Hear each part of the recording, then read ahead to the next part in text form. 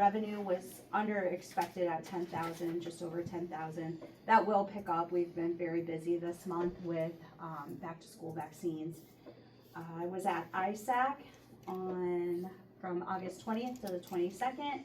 ICEFA met. ICEFA is the Iowa Counties Public Health Association, so our affiliate for ISAC. We had presentations from the Iowa Primary Care Association about the behavioral health system management that went into effect on July 1. And then we also had presentations from Medical Director Dr. Cruz and Ken Sharp. I did leave you some handouts that were provided. There's not a lot of new information in them in regards to the public health realignment. We are still on track for that to go to legislation in January of 2026.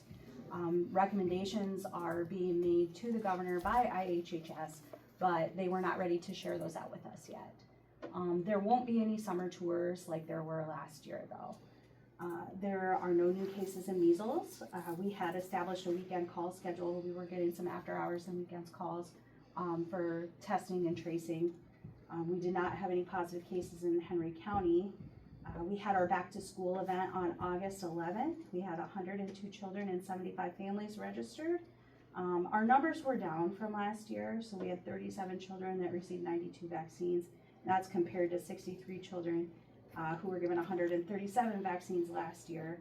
We have an updated website, so that is now live. It's at www.healthyhenrycounty.org, and that information is also in the packet that I gave you all. And then for general assistance, we had 13 calls, 12 were immediately ineligible for assistance, and we were able to help one person with rental assistance this month. Did they say how the rollout of the behavioral health is going? Or did they even want to say? They didn't give an update on how it was going. They gave us instructions on how people can enter the system. So anyone from the general public can call Your Life Iowa, and that's how they are entered into the system. And they emphasized that there was no wrong door. We have districts. So our district, we are District 6, and Sarah Barrett, who was here for our mental health and disability services, is our lead. And then we have different navigators, and some of them may be familiar to you because they were actually in our behavioral health system. So like Chris Kempker is one. The systems work off of federally qualified healthcare systems. So the closest one that we have is Burlington. But we didn't get a lot of information as far as like how it's going. It was more instructional on here's how you access us, here's how you submit claims. The contracts went out very quickly. I know they had, I want to say it was over 100 contracts that they sent out to different people just in June, July. So it was a bit of a rushed process. Thank you. All right, Rich? Yes, thank you. Sheriff's Office for the last month, the jail we've been holding in the upper 50s for most of the month. Total revenue generated for housing out of county inmates at the end of August came to $3.8 million since inception.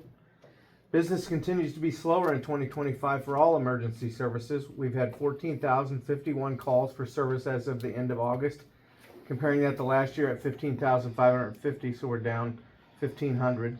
And we're down another 400 from the year prior, 15,924.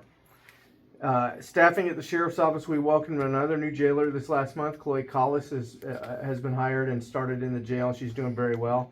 That brings us to one opening in the jail, and hopefully we can fill that this month. Had a few special events last month: Crooked Creek Days, the Trenton Classic Car Show, Salem Old Settlers, and Midwest Old Threshers. Obviously, we knew that was going on the last couple weeks. All those things went very well. We had little to no trouble at all with those. We did do a couple of joint law enforcement projects this past month. Every other month we link with the Iowa State Patrol and agencies from Minnesota to Missouri along the 218-27 corridor. We did participate in that, and we had pretty good success with that, especially in the construction zone in the south part of our county. This last week we also participated with the Lee County Sheriff's Office at a traffic safety checkpoint at the way station near West Point. At this checkpoint, we collectively checked 888 vehicles in 4 hours. Most of them were right on target and no problems. The results of that was 1 open container violation, 1 seatbelt violation, no valid license violation times 12, 31 registration violations, 58 insurance violations, 48 equipment violations, 2 motor vehicle violations, not sure what those were, but some 22 commercial motor vehicles were contended with. They had 2 OWI tests, 2 possession of narcotics, and 1 possession of drug paraphernalia. So it was a pretty successful event. It was mild weather. Everybody was pretty cooperative. Only a couple rowdy shakedowns on the backside. We did participate with several partners from the Henry County Opioid Prevention Alliance for a What Every Parent Should Know event, and I got a flyer attached to my notes, and I'll give that to you when I'm finished here.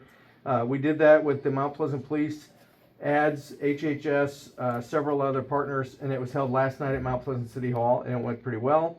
The opioid group is planning to do maybe some more informational meetings around the county in the coming months. September is scheduled to be pretty normal. We have hopefully just standard law enforcement business.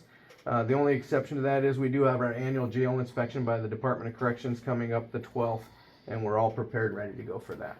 So, that's all I have. You pass it to Robin, please. Rich, yeah, thanks for the information on traffic violations, Yes, sir. citations that Yes, we're sir. looking for. So I've shared that with Chad and Mark, and that really helps to validate what we're trying to do with the traffic ordinance that we're talking about. That's about $80,000 a year roughly, so a good opportunity to look at some revenue for the county. Anything I can do to help with that, please let me know. You bet. We'll have a conversation as we move forward, but thank you. Great, thanks.